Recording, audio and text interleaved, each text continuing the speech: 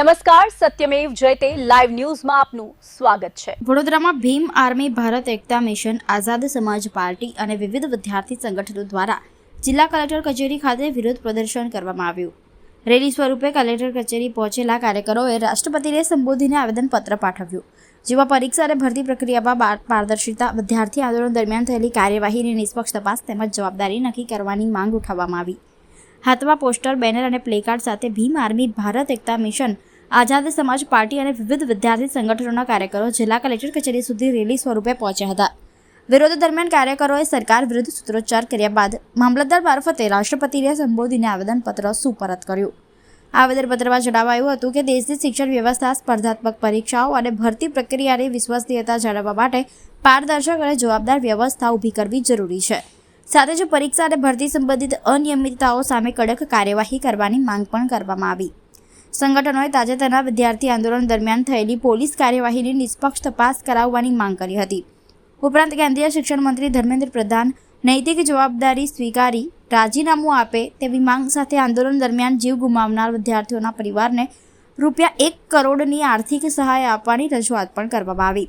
વિરોધ પ્રદર્શનના અંતે સંગઠનોએ પરીક્ષા અને ભરતી વ્યવસ્થામાં પારદર્શિતા સુનિશ્ચિત કરવા, જવાબદારો સામે કાર્યવાહી કરવા અને સમગ્ર મામલે નિષ્પક્ષ તપાસ હાથ ધરવાની માંગ સાથે પોતાનું આવેદનપત્ર જિલ્લા વહીવટીતંત્રને સોંપ્યું હતું। કે સરકાર થોડી અકાઉન્ટેબિલિટી લે અને આપણો એજ્યુકેશન મિનિસ્ટર રેઝિગ્નેશન આપે। થોડીક અકાઉન્ટેબિલિટી, થોડી હ્યુમેનિટી, થોડી બેઝિક મોસ્ટ નીડ્સ છે અમારી, જે પૂરી કરવામાં અમે માંગી રહ્યા છે।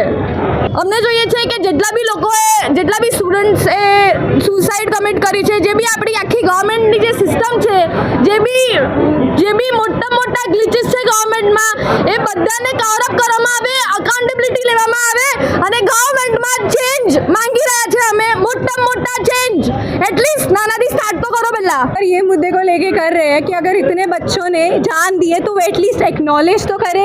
एक्नॉलेज छोड़ो, वो लोग तो बच्चों को लाठी मार रहे हैं क्यों? आवाज़ उठाने के लिए। ये तो डेमोक्रेसी पे इतना बड़ा धप्पा है कि हम लोग आवाज़ भी नहीं उठा सकते अपनी।